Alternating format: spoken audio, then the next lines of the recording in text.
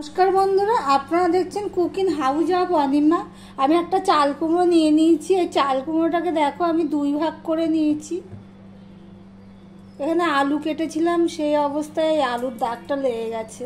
তবে এই চাল কুমড়ো এমন একটা রেসিপি তোমাদের সাথে শেয়ার করব, মাছ মাংসকে হার মানাবে। চাল কুমড়োটা প্রথমে আমি খোসা ছাড়িয়ে ধুয়ে নেব, ধুয়ে নিয়ে তারপর কেটে নেব। চলো তাহলে এবার রেসিপিতে যাওয়া যাক। দেখো এখানে চাল কুমড়োগুলো ঠিক আমি এইভাবে কেটে নিয়েছি। যারা ভিডিওটি দেখছো লাইক করে কন্টিনিউ করো। চাল কুমড়োগুলো আমি এইভাবে কেটে নিয়েছি।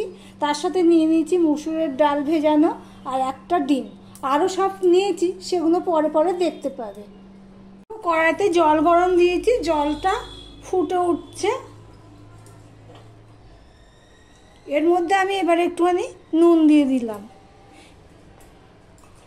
এই রেসিপিটা যারা চাল কুমড়ো না খায় তারাও খেয়ে নেবে, মাছ মাংস খেতে ভুলে যাবে ঠিক এইভাবে রান্না করলে। এইভাবে আমি রান্না করি।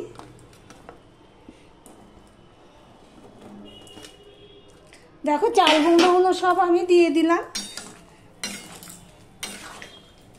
দিয়ে আমি 2 মিনিটের মতন ফুটিয়ে নেব। ঢাকা দিয়ে আমি 2 মিনিটের মতন ফুটিয়ে নিয়েছি। দেখো আমি গামলাটা এইভাবে ধরেছি, এটা যদি এরমভাবে ধরতাম হাতে ভেপারটা লাগতো।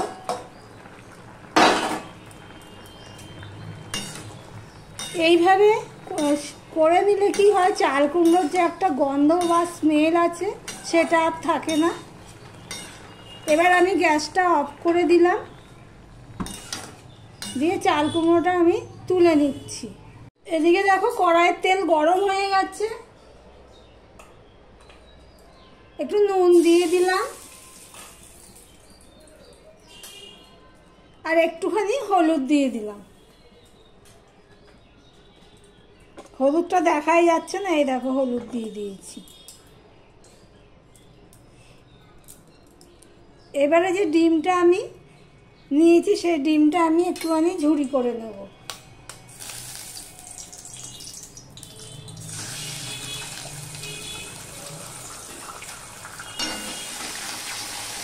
ডিমটা তোমরা আগে ভেঙে নিয়েও করতে পারো, আমি আর আগে ভেঙে নিয়ে করলাম না, একেবারেই কড়াইতে দিয়ে দিলাম।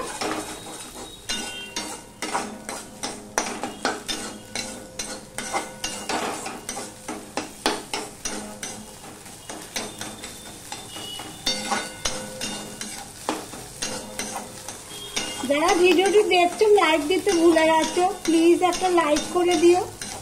লাইক দিলে আমার ভিডিও করার প্রেরণা বেড়ে যায়। আমার কেন প্রত্যেকেরই অনেক দূরে এগিয়ে নিতে সাহায্য করে একটা লাইক কমেন্ট।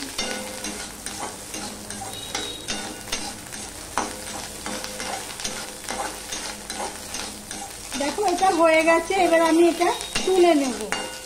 দেখো ডিমের ঝুড়ি করে আমি এগুলো তুলে নিয়েছি নুন হলুদ দিয়ে। এবার কড়াইতে তেল দিয়ে দিয়েছি, তেলের মধ্যে একটা শুকনো লঙ্কা ফোড়নে দিয়ে দিলাম আর দিয়ে দিলাম এই তেজপাতা। আর এখানে দেখো হাফ চামচের একটু কম 5 ফোড়ন নিয়েছি, সেটা আমি দিয়ে দিলাম।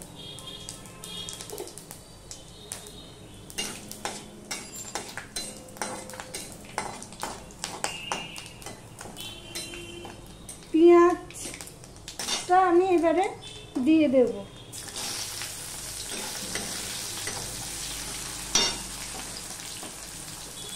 এই পেঁয়াজটুকু আমি দিয়ে দিলাম।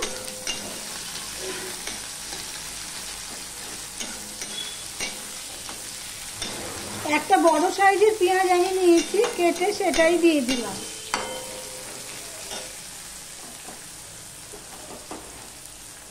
এখানে দেখো 10-12 কোয়া রসুন আমি কুচিয়ে নিয়েছি, সেটাও আমি দিয়ে দিলাম। দেখো রসুন পেঁয়াজটা লাল লাল হয়ে ভাজা হয়ে গেছে। আমি এখানে 4টে কাঁচা লঙ্কা পাকা দিয়ে দিলাম, চেরা করা ছিল। আর 1 চামচেরও বেশি আদা ছিল, সেটা দিয়ে দিলাম। আর এখানে এই টমেটো কুচিগুলো আমি দিয়ে দিলাম।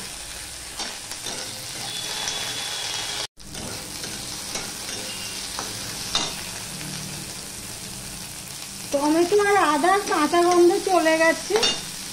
এবার এর মধ্যে আমি এই মশলাগুলো অ্যাড করব। 1 চামচের কম জিরে, 1 চামচের কম ধনে, নুন স্বাদ অনুযায়ী, 1/2 চামচ ঝাল লঙ্কার গুঁড়ো আর 1/2 চামচের কম হলুদ, এগুলো আমি দিয়ে দিলাম। একটু জল দিয়ে দিলাম। মশলাটা এবার কষিয়ে নেব। দেখো মশলাটা কষানো হয়ে গেছে। এবার এর মধ্যে যে আমি ভিজিয়ে রাখা মুসুর ডালটা নিয়েছিলাম সেটা আমি দিয়ে দিলাম।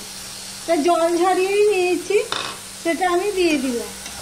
দিয়ে আমি এগুলো ভালো করে আবার কষিয়ে নেব।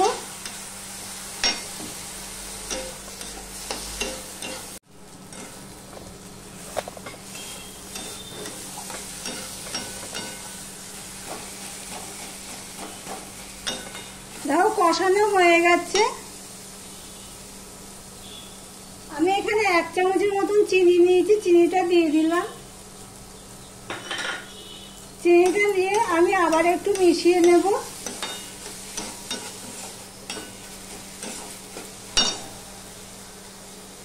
দিয়ে এখানে আমি গরম জল করে রেখেছি, সেই গরম জলটা দিয়ে দিচ্ছি।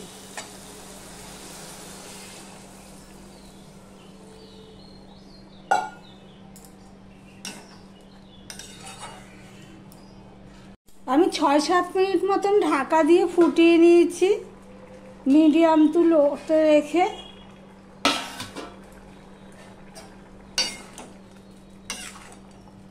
ডালটা সিদ্ধ হয়ে গেছে কিন্তু এরকম গোটা গোটাই থাকবে।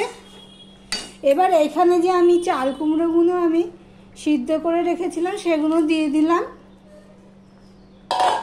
এত সুন্দর গন্ধ বেরোচ্ছে, দারুণ সুন্দর গন্ধ বেরোচ্ছে। চাল কুমড়োগুলো আমি এর মধ্যে দিয়ে দিলাম। দিয়ে আমি আবার 2 মিনিটের জন্য ফুটিয়ে নেব। ঢাকা দিয়ে আমি প্রায় 3 মিনিটের মতন ফুটিয়ে নিয়েছি।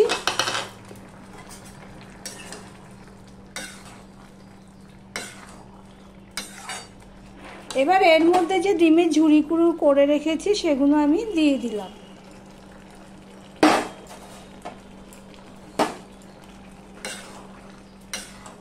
খুব দারুণ হয় খেতে। এখানে নুন মিষ্টি ঝাল যদি সব ঠিকঠাক থাকে এই রেসিপিটি খেতে খুব দারুণ লাগে। এই নিয়ে আমি 3 বার করলাম। এবার ডিমের ঝুড়িটা দিয়ে আমি বেশি আর ফোটাবো না, অল্প একটু 2 মিনিটের মতন ফুটিয়ে নেব। এই দেখো, তোমাদের হাতের কাছে যদি ধনেপাতা থাকে তাহলে একটু ধনেপাতা দিয়ে দেবে। আজকে আমার হাতের কাছে আর ধনেপাতা নেই, আমি একটু গরম মশলা দিয়ে দেব। দেখো এই গরম মশলাটুকু আমি দিয়ে দিলাম। দেখো কত সুন্দর হয়েছে। এটা ভাত রুটি দুটোর সাথেই খাওয়া যাবে। তোমরা একবার ট্রাই করে দেখতে পারো। আমি সামনে থেকে দেখাচ্ছি, এই দেখো। তাহলে ভিডিওটি আজকের মতন এখানেই শেষ করলাম।